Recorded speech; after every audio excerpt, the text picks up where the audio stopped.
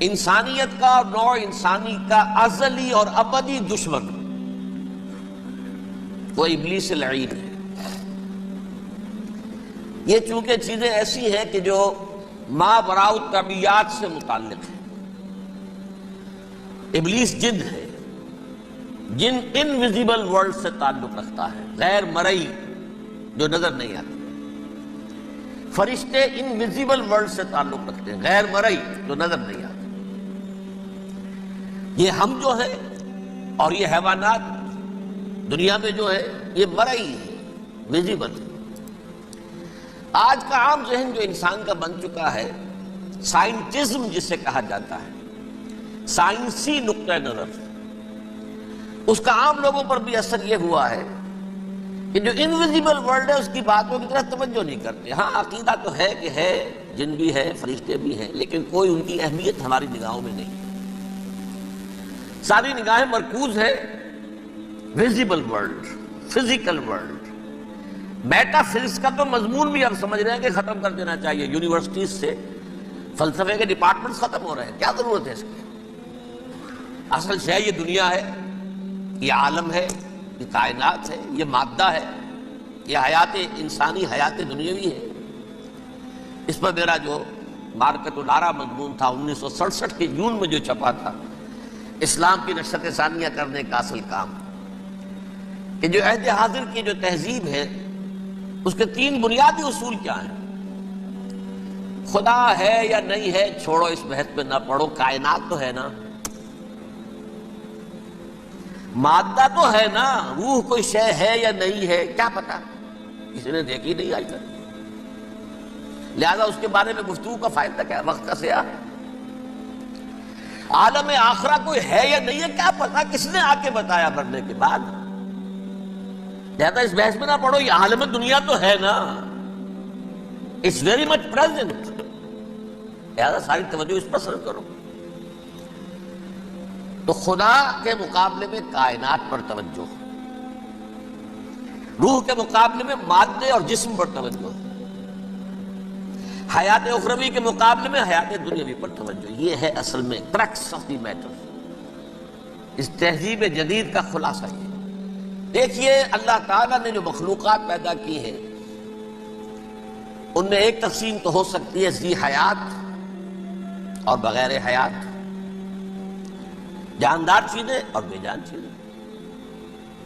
بے جان چیزیں بے شمار، یہ تمام فلکیات، یہ پوری کائنات، یہ زمین، یہ پہاڑ، یہ شجر و حجر، کیا ہے؟ لیکن ایک ہے جاندار، ان جانداروں میں ایک تقسیم ہے، 2 کا تعلق غیر مرئی دنیا سے ہے، انویزیبل ورلڈ سے۔ فرشتے جو دکھائی نہیں دیتے، ان کی پیدائش ہوئی ہے نور سے۔ دوسرے جنات جو انسانوں سے پہلے پیدا کیے گئے، آدم سے پہلے، وَالْجَانَّ خَلَقْنَاهُ مِن قَبْلُ مِن نَارِ السَّمُومِ، جنات کو تو ہم بہت پہلے پیدا کر چکے تھے آگ کی نور سے، وہ بھی نظر نہیں آتے۔ تیسرے انسان اور اس دنیا میں جتنے بھی حیوانات ہیں، ان کا جو مادہ ہے وہ ارض، یہ زمین ہے، یہ مٹی سے بنے، تراب سے بنے، کرسٹ آف دی ارتھ سے بنے۔ اب ان میں ایک تقسیم ہے، ایک وہ ہے، ان تمام میں شعور تو ہے، حیوانات میں بھی شعور ہے، خود شعوری جسے کہتے ہیں سیلف کانشسنس، یہ صرف 3 میں ہے، فرشتہ، جن اور انسان۔ حیوانات میں خود شعوری نہیں ہے، کانشسنس ہے، سیلف کانشسنس نہیں ہے۔ تھوڑی سی بات سے سمجھا دوں آپ کو، میں دیکھ رہا ہوں، آپ مجھے دیکھ رہے ہیں، کتا بھی کوئی یہاں ہوتا تو مجھے دیکھ رہا ہوتا، لیکن کتے کو مجھے دیکھتے ہوئے یہ احساس نہیں ہوتا کہ میں دیکھ رہا ہوں، یعنی کتے کو یہ احساس نہیں ہوتا کہ وہ دیکھ رہا ہے، مجھے دیکھ تو رہا ہے، اس کو میں کا احساس نہیں ہے کچھ۔ میں جب دیکھ رہا ہوں تو میں سمجھتا ہوں میں دیکھ رہا ہوں، میں ہوں کوئی شے جو دیکھ رہا ہوں، یہ خود شعوری ہے، سیلف کانشسنس۔ کسی بھی کام کو کرتے ہوئے اپنے وجود کا احساس، میرا فیصلہ ہے، میری رائے ہے، یہ ہے در حقیقت سیلف کانشسنس، انا، سیلف، خودی۔ یہ حیوانات میں نہیں ہے، یہ ہے صرف ملائکہ، جنات اور انسان۔ اب یہاں مسئلہ پڑ گیا، بڑا پرپیچ مسئلہ۔ اللہ تعالیٰ نے پہلے ثانی ارواح کو پیدا کیا نور سے، پھر ناک سے پیدا کیا، نار سے، آگ سے جنات کو، پھر مٹی سے بنایا، آدم کا ہیولا، اس میں روح پھونک دی، اب آدم بن گئے۔ اعلان یہ کر دیا کہ خلافت ارضی جو ہے وہ آدم کو عطا کی جا رہی ہے۔ یہ پیچ پڑ گیا۔ اس پر تھوڑا سا اشکال تو فرشتوں کو بھی ہوا، قرآن میں ہے سورہ بقرہ کے 4 رکوع میں، أَتَجْعَلُ فِيهَا مَن يُفْسِدُ فِيهَا وَيَسْفِكُ الدِّمَاءَ وَنَحْنُ نُسَبِّحُ بِحَمْدِكَ وَنُقَدِّسُ لَكَ۔ پروردگار اس آدم کو تو خلافت دے رہا ہے، زمین کے اندر اختیار دے دے گا، یہ تو فساد کرے گا، خوریزی کرے گا، ہم تیری تسبیح و تحمید میں لگے ہوئے ہیں، جو بھی حکم ہو ارشاد ہو ہم بجا لاتے ہیں، تو ضرورت کیا ہے؟ اس کا جواب اللہ نے دیا، انی عالم ما لا تعلمون، میری مشیت، میری حکمت وہ میں ہی جانتا ہوں، ضروری نہیں کہ تم اس کو شیئر کر سکتے۔ لیکن یہ جنات میں سے ایک جن تھا عزازیل۔ اب دیکھیے کہ جنات کو ایک قرب حاصل ہے ملائکہ کے ساتھ، کیوں؟ وہ نور سے پیدا کیے گئے، یہ نار سے پیدا کیے، کتنا قرب ہے دونوں میں۔ انسان پیدا کیا گیا مٹی سے، مٹی انرٹ ہے، آگ بھڑکتی ہے، اوپر اٹھتی ہے، شعلہ زنگ ہوتی ہے، انرجی ہے اس میں۔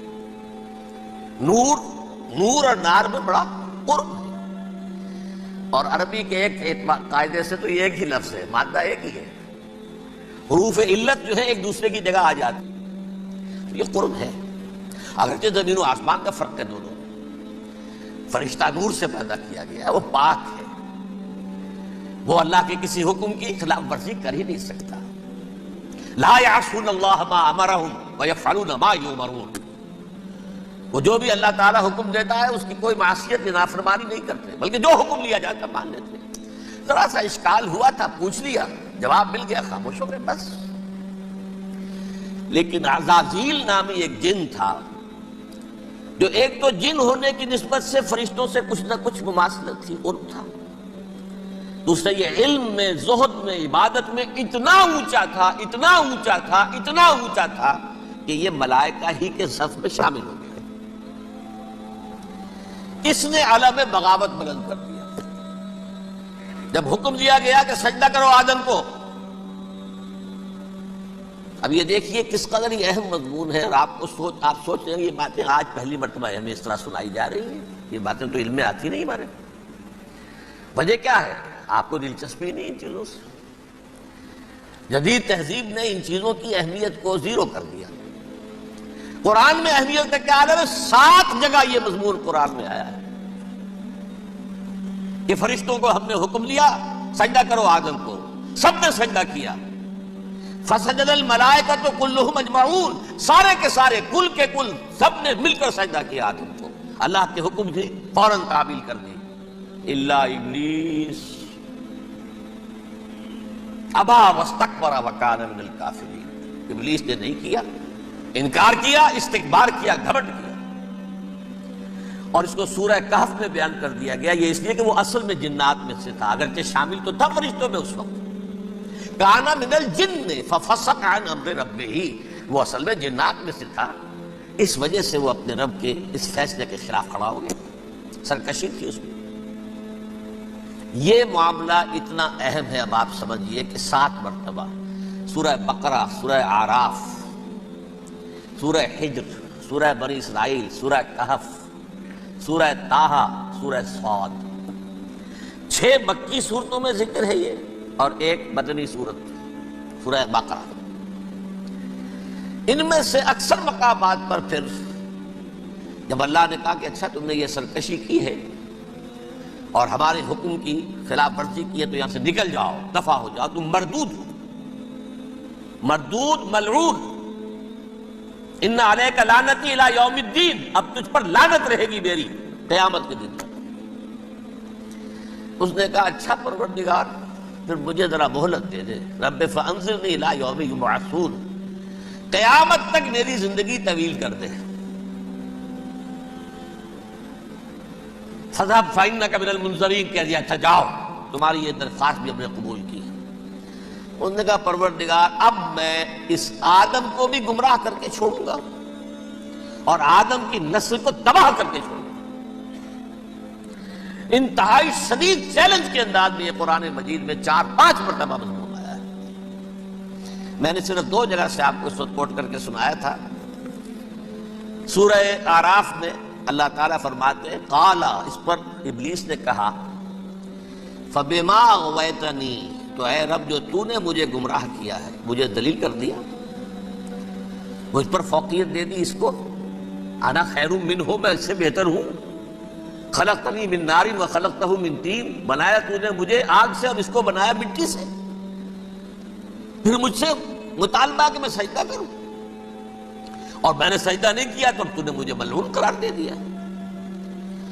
قال فبما اغویتنی لأقعدن لهم صراطک المستقیم، اب میں یہ نسل آدم کے لیے، اس کو برباد کرنے کے لیے تیری سیدھی راہ کے اوپر گھات میں بیٹھوں گا، سیدھے راستے پر چلنے نہیں دوں گا۔ ثم لآتینہم من بین ایدیہم، پھر میں ان پر حملہ آور ہوں گا، ان کے سامنے سے بھی، ومن خلفہم، ان کے پیچھے سے بھی، وعن ایمانہم، ان کے داہنی جانب سے بھی، وعن شمائلہم، اور ان کے بائیں جانب سے بھی، ولا تجد اکثرہم شاکرین، اور تو دیکھے گا کہ ان کی اکثریت تیری شکر گزار بندوں پر مشتمل نہیں ہوگی۔ یہ چیلنج تھا۔ اور ایک چھوٹا سا چیلنج جو سورہ صاد میں آیا ہے، اور یہاں تو اس نے اللہ کے جلال کی قسم کھا کر کہا قال فبعزتک لأغوینہم اجمعین، اے رب تیری عزت، تیرے جلال کی قسم ہے میں ان سب کو گمراہ کر کے چھوڑوں گا، الا عبادک منہم المخلصین، سوائے ان میں سے وہ کچھ لوگ جنہیں تو خالص اپنا بندہ بنا لے، جنہیں تو اپنا بندہ بنا لے، مخلص، مخلص نہیں، مخلص یہ مفعول ہے، فاعل نہیں ہے، جسے تو بنا لے۔ بعض لوگوں کو اللہ چن لیتا ہے، هو اجتباکم، تمہیں چن لیا ہے، استفاء، اجتباء، وہ بچیں گے جن کو تو اپنی خاص امان میں لے لے گا، باقی میں سب کو گمراہ کر کے چھوڑوں۔ یہ ہے اصل دنیا میں نوع انسانی کا ابدی دشمن، ازلی سے ابدی تک۔ اور اس میں نوٹ کیجئے کہ اس کی اصل بنیاد کیا ہوئی؟ 2 لفظ، تکبر اور حسد۔ استکبرا، تکبر کیا، انا خیر منہ، میں اس سے بہتر ہوں۔ یہ ساری بس کی گانٹھ یہی ہے، سب سے بڑی گمراہی کی وجہ یہی ہے۔ اسی لیے کہا ہے حدیث میں لن يدخل الجنہ من کان فی قلبہ مثقال حبۃ من کبر، جنت میں ہرگز وہ شخص کبھی بھی داخل نہیں ہو سکے گا جس کے دل میں رائے کے دانے کے برابر بھی کبر ہے۔ تکبر سب سے بڑا جرم، الکبر ردائی، اللہ فرماتا ہے یہ تکبر، یہ تو میری چادر ہے۔ کوئی شخص تکبر کرتا ہے تو گویا میری چادر گھسیٹ رہا ہے میرے کندھے سے۔ عرب میں کسی شخص کی توہین کرنی ہوتی تھی تو اس کی چادر گھسیٹتے تھے، ننگا کر دیا گویا کہ یہ میری ردائی ہے، الکبر ردائی، یہ میری چادر ہے، یہ جامہ مجھے زیب دیتا ہے، مجھ پر راستہ آتا ہے۔ اور حسد، آدم کو جو برتری عطا ہو گئی، اس حسد کی آگ میں وہ جل رہا ہے اور اس کا انتقام لینا چاہتا ہے۔ آدم سے بھی، آدم کو بھی گمراہ کیا، جنت سے نکلوایا، ویسے نکلنا تو انہیں تھا ہی مشیت اذن میں، لیکن فوری طور پر اللہ کے حکم کی خلاف ورزی تو کروائی نا۔ فعصى آدم ربہ فغوى، آدم نے اپنے رب کے حکم کی نافرمانی کی اور گمراہ ہوا عارضی طور پر۔ یہ دوسری بات ہے، توبہ کر لی، اللہ نے توبہ قبول فرما لی، معاف کر لی۔ وہ مستقل جو ہے وہ نسل انسانی پر اس گناہ کا اثر متوارث طور پر نہیں آ رہا ہے، ختم ہو چکا معاملہ، ہوا تھا ہو گیا۔ فَتَلَقَّى آدَمُ مِن رَبِّهِ كَلِمَاتٍ فَتَابَ عَلَيْهِ إِنَّهُ هُوَ التَّوَّابُ الرَّحِيمُ۔ اور توبہ کی شان یہ ہے جب وہ قبول ہو جائے اللہ کی جناب میں، کیا تائب من الذنب کمن لا ذنب له، گناہ سے توبہ کرنے والا ایسے ہوتا ہے جیسے اس نے کبھی گناہ کیا ہی نہیں تھا۔ لیکن 12 کو گمراہ کرنے میں کامیاب ہو گیا، حضرت آدم اور حوا کو بھی، اور نوع انسانی کی عظیم اکثریت، عظیم اکثریت، عظیم اکثریت اس کے داؤ میں آئی ہوئی ہے نہیں؟ کتنے ہیں وہ عباد اللہ المخلصین، الا عبادک منہم المخلصین، کتنے ہیں جو واقعتاً خالصتاً اللہ کے بندے بن گئے، جنہیں اللہ نے اپنا بنا لیا، اپنا قرار دے دیا۔ اب اس کے ساتھ نوٹ کیجئے، اس ابلیس کے ساتھ ایک فوج بھی ہے، جسے قرآن مجید میں کہا گیا ہے یہ اس کی پارٹی ہے، حزب الشیطان، یہ اکیلا نہیں ہے۔ ایک تو وہ عزازیل ہے، اس کی طویل ترین عمر اللہ نے دے دی، وہ تو قیامت تک رہے گا۔ باقی بھی جنات جو ہیں ان کی نسل میں سے، جو اس کی نوع میں سے، اس کی نسل میں سے، جنات کی عمریں انسانوں کی عمروں سے زیادہ ہیں، بہت زیادہ ہیں، لیکن پھر بھی اتنی نہیں ہے۔ یہ خاص ہے اس کا معاملہ کہ اس نے کہا تھا رب انظرنی الی یوم یبعثون، مجھے دے دے مہلت اس وقت تک تاکہ میں ثابت کر کے دکھا دوں کہ جسے تو نے یہ خلافت دی ہے یہ اس کا اہل نہیں ہے۔ Let me prove this point ولا تجد اکثرہم شاکرین، تو ان کی اکثریت کو شکر گزار نہیں پائے گا۔ وہ ابلیس جو ہے وہ ریکروٹ کرتا ہے اپنے فوجی، اول تو خود جنات میں سے، جو اس کے نمبر 1 لشکری ہے۔ قرآن مجید میں اس کا اشارہ دیا گیا ہے اِنَّهُ يَرَاكُمْ هُوَ وَقَبِيلُهُ مِنْ حَيْثُ لَا تَرَوْنَهُمْ۔ دیکھو لوگو، اے انسانوں، وہ ابلیس لعین عزازیل اور جو اس کی قبیلے کے لوگ ہیں، جنات ہیں، وہ تمہیں وہاں سے دیکھتے ہیں، تاکتے ہیں اور حملہ کرتے ہیں جہاں سے تم انہیں نہیں دیکھتے۔ وہ غیر مرئی ہیں، انویزیبل ہیں، تمہیں نظر نہیں آتے۔ ویزیبل دشمن کا وار تو روک لو گے، انویزیبل کا کیسے روکو گے؟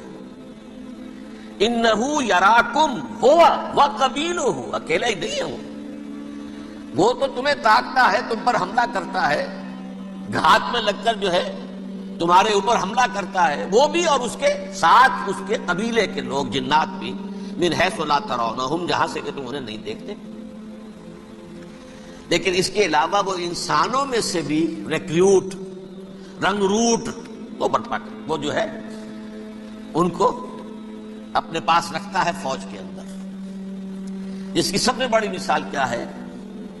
سورہ مجادلہ میں اللہ تعالیٰ نے منافق، حالانکہ وہ کون تھے؟ بظاہر حضور کا کلمہ پڑھنے والے، حضور کے پیچھے نماز پڑھنے والے، اسلام کا دعویٰ کرنے والے، ان کو اللہ فرماتا ہے اولئک حزب الشیطان الا ان حزب الشیطان هم الخاسرون، یہ شیطان کی پارٹی کے لوگ ہیں۔ وہاں مقابلے میں آیا ہے اولئک حزب اللہ الا ان حزب اللہ هم المفلحون۔ یہ دو پارٹیاں ہیں، حزب اللہ اللہ کی پارٹی جو اس کے مخلص بندے ہیں، وہ اللہ کی پارٹی ہے، اور جو شیطان کے مرید بن گئے اس کے ہاتھ پر بیعت کر لی، لہذا وہ اس شیطان کی پارٹی کے لوگ ہیں، چاہے وہ انسان ہو چاہے جن ہو۔ تو انسانوں میں سے بھی اس کے حزب میں، اس کی پارٹی میں اس کے ایجنٹ ہیں، اور بہت ہیں، بلکہ بہت سے تو ایسے ہیں کہ جو جنات کے بھی کان کتر دیں، ان کو بھی شیطنت سکھا دیں، پڑھا دیں۔